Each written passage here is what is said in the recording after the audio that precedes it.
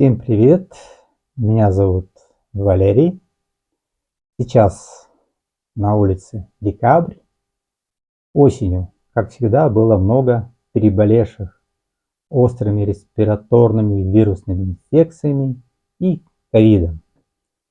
В начале осени я публиковал видео о связи заболеваний ОРВИ и ЛПР, ларинго-фарингеальным рефлюксом. Кто не видел, можно посмотреть.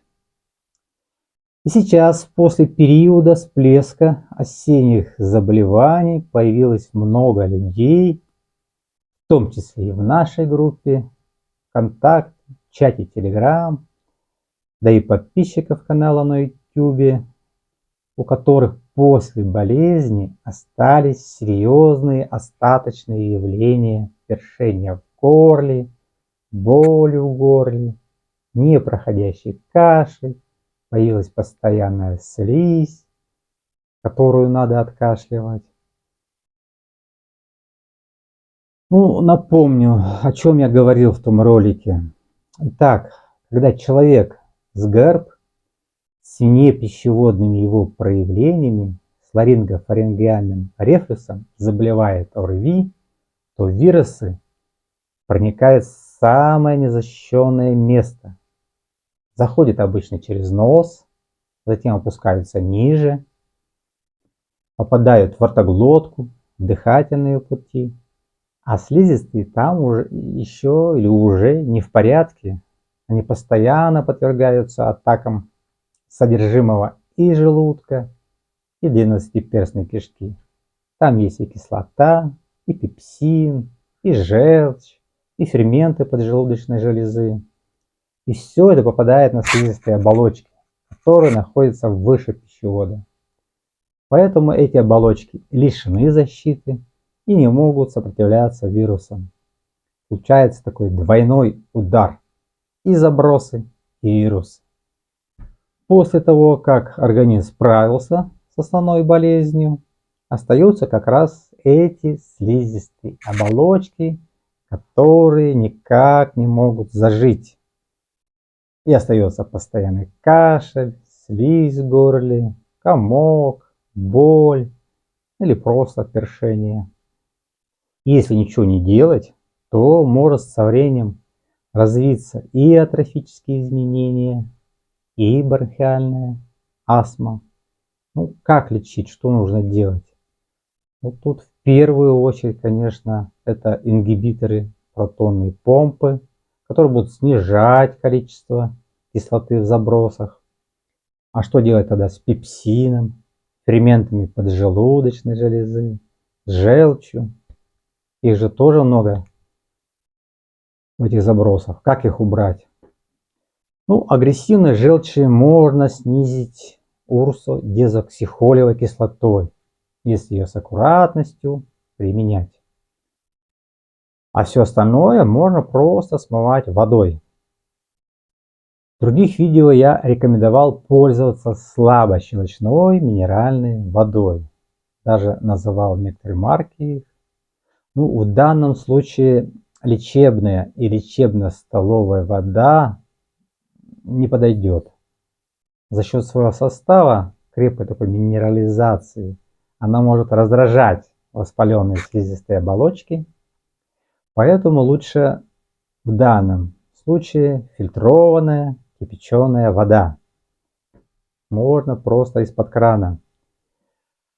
Можно употреблять маломинерализированную слабощелочную воду из артезианских источников, но она не вся подойдет, надо выбирать. Желательно пить данную воду каждые полчаса по 2-3 глотка. Вода будет смывать все содержимое забросов, а это и желудочный сок с кислотой и пепсином, и содержимое двенадцатиперстной кишки с желчью и ферментами поджелудочной железы. И не просто смывать желудок, но и снижать агрессивность, снижать кислотность желудочного содержимого. Тем самым мы не даем долго задерживаться на слизистых, содержимом желудка и кишечника. И это дает время на восстановление слизистых оболочек. Также мы применяем препараты Альфазокс или Изогард или Эзонорм. Они создают защитную пленку на оболочках и защищают их от забросов, как раз давая время слизистым оболочкам регенерироваться. После применения этих препаратов нужно не пить и не есть хотя бы минут 40. Для снятия воспаления в горле можно применять спреи с нестероидными противовоспалительными средствами, которые не влияют на желудок. Ну, это Тантум Верде или Ангидак.